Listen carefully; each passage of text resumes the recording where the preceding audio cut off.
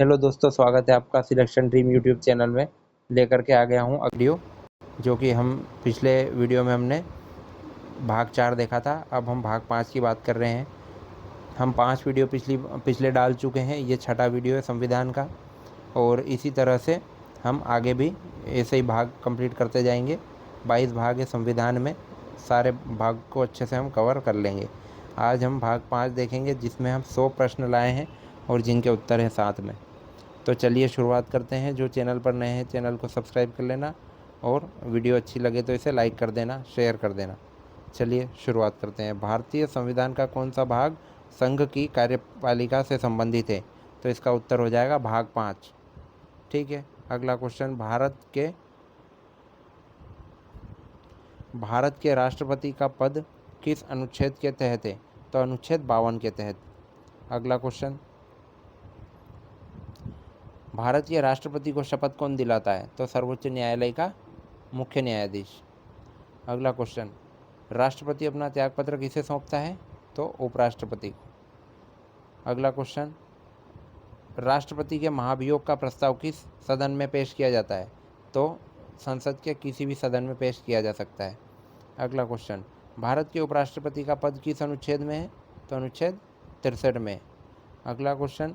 उपराष्ट्रपति का चुनाव कौन करता है? तो उपराष्ट्रपति का चुनाव संसद के दोनों सदनों के निर्वाचित और मनोनीत सदस्यों द्वारा किया जाता है। अगला क्वेश्चन देखेंगे। मंत्रिपरिषद का प्रधान कौन होता है? तो ये होता है हमारे प्रधानमंत्री। अगला क्वेश्चन। मंत्रिपरिषद के किसके प्रति सामूहिक रूप से उत्तरदायी होती है? तो इसका उत्तर हो जाएगा लोकसभा के प्रति। अगला क्वेश्चन। भारत का महान्यायवादी किस अनुच्छेद के तहत होता है? तो वह होता है अनुच्छेद 76 के तहत। भारत के महान्यायवादी की नियुक्ति कौन करता है? तो राष्ट्रपति जी करते हैं। राष्ट्रपति की शक्तियों का वर्णन किस अनुच्छेद में है? तो यह है अनुच्छेद 53 में।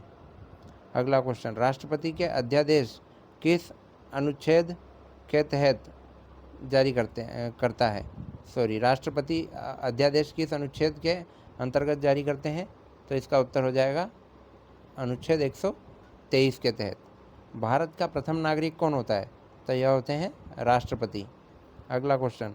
राष्ट्रपति के चुनाव में कौन कौन भाग लेते हैं? तो संसद के दोनों सदनों के निर्वाचित सदस्य और राज्य विधानसभाओं के निर्वाचित सदस्य इसमें भाग लेते हैं। ठीक है, अगला क्वेश्चन।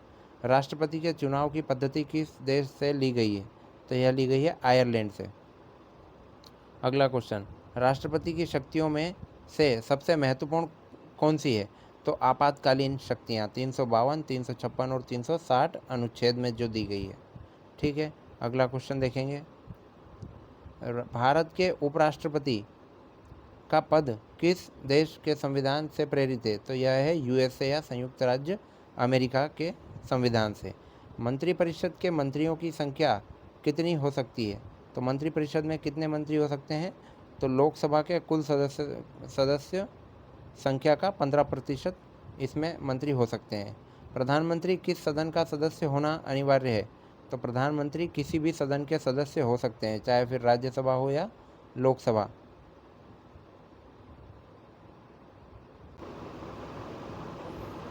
प्रधानमंत्री किस सदन का सदस्य होना अनिवार्य है? तो प्रधानमंत्री किसी भी सदन के सदस्य हो सकते हैं। अगला क्वेश्चन। भारत का महान्यायवादी संसद के किस सदन में भाग ले सकता है? तो दोनों सदनों में भाग ले सकता है, पर मतदान नहीं कर सकता। अगला क्वेश्चन। क्या एक व्यक्ति एक से अधिक बार राष्ट्रपति बन सकता है? तो हाँ, बिल्कुल, एक से अधिक बार राष्ट्रपति बन सकता है। राष्ट्रपति को क्षमादान की शक्ति किस अनुच्छेद में प्राप्त है? तो यह है अनुच्छेद 72 में। कौन सा अनुच्छेद राष्ट्रपति को प्रधानमंत्री से जानकारी मांगने की शक्ति देता है? तो यह है अनुच्छेद 78 में। भारत के प्रथम राष्ट्रपति कौन थे? तो थे डॉक्टर राजेंद्र प्रसाद। अगला क्वेश्चन। भारतीय संसद का गठन किस अनुच्छेद के तहत होता है? तो यह होता है अनुच्छेद 79 के तहत। अगला क्वेश्चन, लोकसभा में अधिकतम संख्या कितनी है? तो लोकसभा की अधिकतम संख्या, सदस्य संख्या कितनी है? 550। अगला क्वेश्चन, राज्यसभा की अधिकतम संख्या कितनी है? तो यह हो जाएगी 250। अगला क्वेश्चन, धन विधेयक को किस अनुच्छेद में परिभाषित किया गया है? तो 110 में परिभाषित किया गया है। और संसद के दोनों सत्रों के बीच अधिकतम कितना अंतराल हो सकता है? तो अधिकतम अंतराल 6 महीने हो सकता है। राज्यसभा के सदस्यों का कार्यकाल कितना होता है? तो यह होता है 6 वर्ष का। अगला क्वेश्चन देखेंगे, लोकसभा का कार्यकाल कितने वर्ष का होता है? तो यह होता है 5 वर्ष का कार्यकाल। संसद का संयुक्त सत्र कौन बुलाता है? तो यह बुलाते हैं राष्ट्रपति जी। और इसकी अध्यक्षता कौन करते हैं? तो इसकी अध्यक्षता करते हैं लोकसभा अध्यक्ष। अगला क्वेश्चन, कौन से अनुच्छेद के तहत संसद कानून बना सकती है? तो अनुच्छेद 245 के तहत संसद कानून बना सकती है। संसद के सदस्यों को शपथ कौन दिलाता है? तो कौन दिलाता है? राष्ट्रपति या उनके द्वारा नियुक्त किया गया कोई व्यक्ति शपथ दिलाता है। ठीक है, इसका ये आंसर हो जाएगा। अगला क्वेश्चन देखेंगे, लोकसभा का अध्यक्ष अपना त्यागपत्र किसे देता है? तो किसे देता है? लोकसभा के उपाध्यक्ष को। राज्यसभा का सभापति कौन होता है? तो यह होता है उपराष्ट्रपति। अगला क्वेश्चन, संसद के किस सदन को स्थायी सदन कहते हैं? तो राज्यसभा को कहते हैं, क्योंकि यह कभी भंग नहीं होती। लोकसभा के सदस्यों का चुनाव कौन करता है? तो सीधे जनता द्वारा चुनाव होता है। अगला क्वेश्चन, राज्यसभा का अध्यक्ष कौन होता है? तो उपराष्ट्रपति जी होते हैं। अगला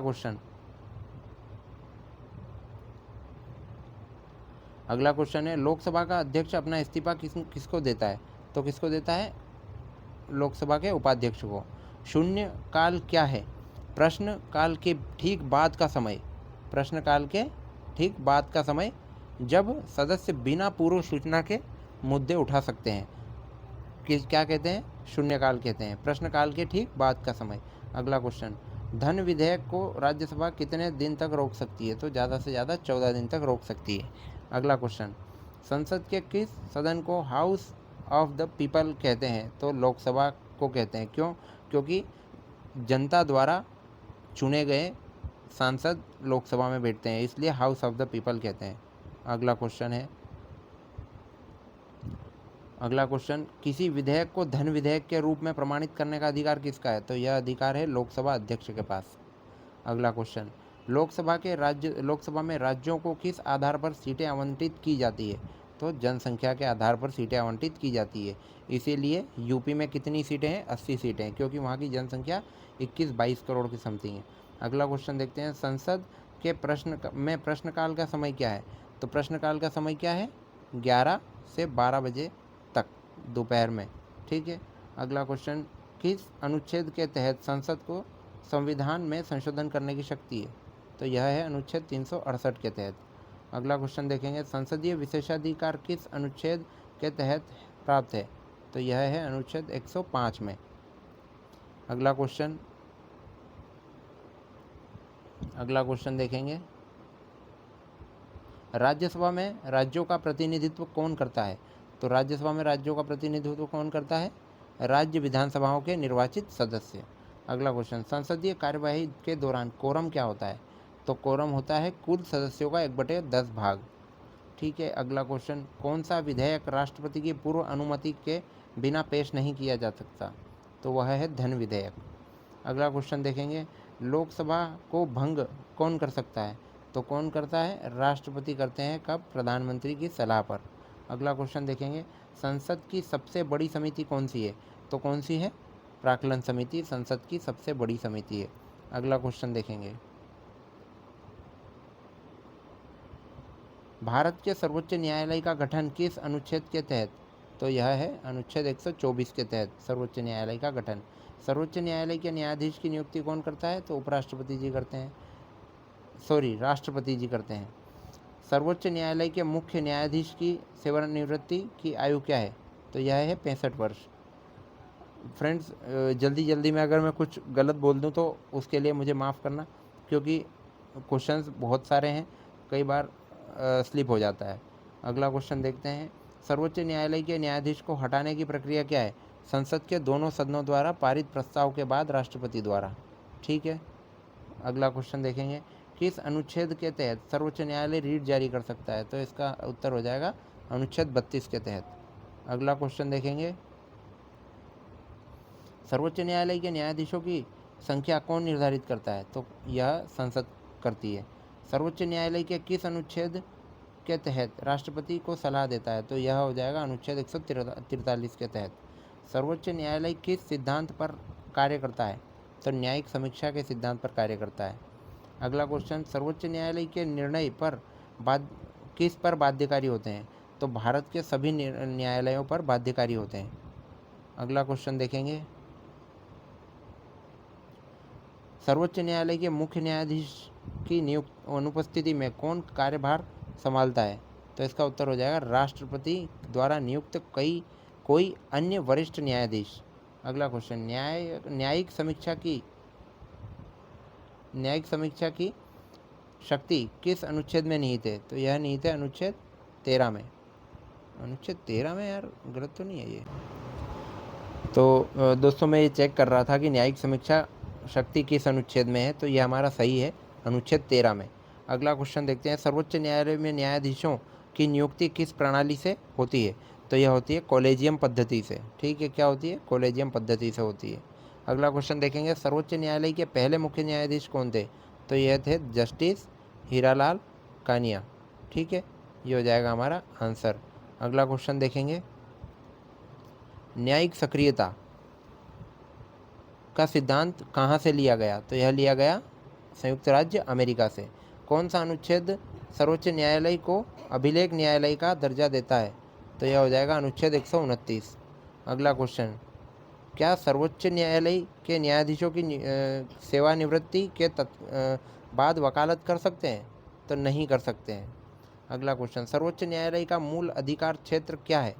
केंद्र और राज्यों के बीच विवादों का निपटारा करना। ठीक है, अगला क्वेश्चन देखेंगे अब, भारतीय संविधान का संरक्षक और व्याख्याकार कौन है? तो यह है सर्वोच्च न्यायालय। ठीक है, ये उत्तर हो जाएगा। अगला क्वेश्चन देखेंगे, भारत का नियंत्रक और महालेखा परीक्षक किस अनुच्छेद में है? तो यह है अनुच्छेद 148 में। कैग की नियुक्ति कौन करता है? तो यह करते हैं राष्ट्रपति जी। कैग का कार्यकाल कितने वर्ष का होता है? तो 6 वर्ष या 65 वर्ष, जो पहले हो। ठीक है, अगला क्वेश्चन देखेंगे, कैग अपना रिपोर्ट किसे सौंपता है? तो अब कैग अपनी रिपोर्ट किसे सौंपता है? राष्ट्रपति जी को। कैग का मुख्य कार्य क्या है? केंद्र और राज्य सरकार के खातों का लेखा परीक्षण करना। ठीक है, मतलब यह जो कैग है यह केंद्र और राज्य सरकार का अकाउंटेंट है, ऐसे समझ सकते हैं इसको हम। अगला क्वेश्चन, कैग जैसे हम सीए कहते हैं ना, वही है। अगला क्वेश्चन देखते हैं, सीएजी को पद से कौन हटा सकता है? तो संसद के दोनों सदनों में विशेष बहुमत से प्रस्ताव पारित होने पर राष्ट्रपति जी द्वारा कैग को पद से हटाया जा सकता है। अगला क्वेश्चन, कैग किसका प्रहरी माना जाता है? तो सार्वजनिक कोष का प्रहरी किसे माना जाता है? कैग को। कैग अपना ऑडिट रिपोर्ट किसको प्रस्तुत करता है? तो यह करता है राष्ट्रपति जी को। अगला क्वेश्चन देखेंगे, ये वीडियो बहुत महत्वपूर्ण है फ्रेंड्स, शेयर जरूर कर देना इसको अगर अच्छी लगे तो। कैग की भूमिका किस प्रकार की होती है? तो यह स्वतंत्र संवैधानिक निकाय है। ठीक है, स्वतंत्र संवैधानिक निकाय है। कैग का कार्य क्षेत्र क्या है? भारत सरकार और राज्य सरकार के खर्चों का ऑडिट करना। अगला क्वेश्चन, कैग को किस प्रकार के ऑडिट करने का अधिकार है? तो व्यय और राजस्व दोनों को। अगला क्वेश्चन, क्या कैग को पद से हटाने के लिए महाभियोग की प्रक्रिया की आवश्यकता होती है? तो जी हाँ, सर्वोच्च न्यायालय के न्यायाधीश को जिस तरह से हटाते हैं उसी तरह से कैग को हटाए जाने की विधि है। अगला क्वेश्चन देखेंगे,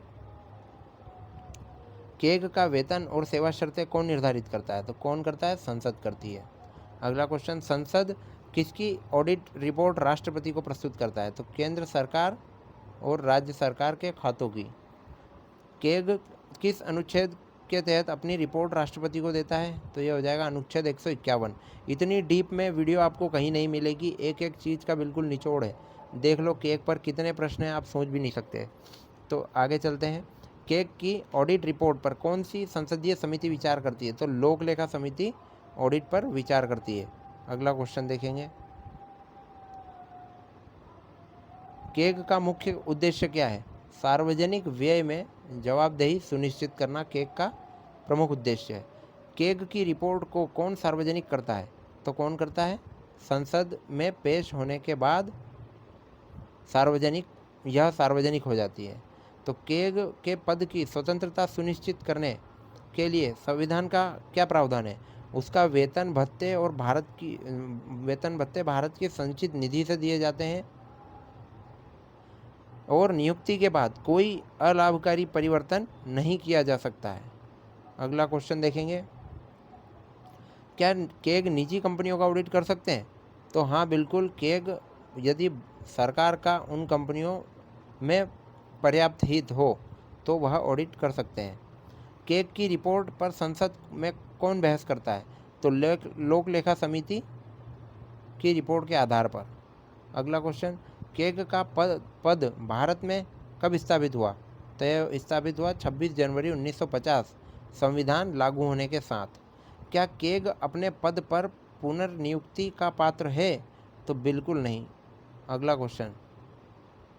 अगला क्वेश्चन देखेंगे हमारा 97 नंबर का। हमारे 100 प्रश्न पूरे होने वाले हैं दोस्तों, बहुत ही कम समय में। इस वीडियो को ज़रूर शेयर कर देना। केग का कार्य क्या सरकार को वित्तीय मामलों में सलाह देना भी है? तो नहीं, केग का कार्य सरकार को वित्तीय मामलों में सलाह देना नहीं, वह मुख्य रूप से ऑडिट और लेखा परीक्षक है। किस अनुच्छेद के तहत केग राज्यों के खातों से संबंधित रिपोर्ट राज्यपाल को प्रस्तुत करता है? तो इसका उत्तर हो जाएगा 151(2). केग की नियुक्ति राष्ट्रपति द्वारा की जाती है, लेकिन उसे पद पर से कैसे हटाया जा सकता है? तो संसद द्वारा महाभियोग जैसी प्रक्रिया के माध्यम से हटाया जा सकता है। केग की रिपोर्ट की जांच कौन करता है? तो कौन करता है? लोक लेखा समिति। यह क्वेश्चन 3 बार आ चुका है, जानबूझकर डाला गया ताकि रिवीजन हो जाए। ठीक है, तो यह वीडियो आपकी कंप्लीट होती है, भाग 5 आपका समाप्त पूरी तरह से। ठीक है, अब हम अगले वीडियो में भाग 6 देखेंगे। अगर वीडियो अच्छी लगे तो वीडियो को शेयर कर देना। 17 मिनट में आपका भाग 5 कंप्लीट हो चुका है। इससे अच्छी वीडियो पूरे यूट्यूब पर आपको नहीं मिलेगी। धन्यवाद। जय हिंद, जय भारत।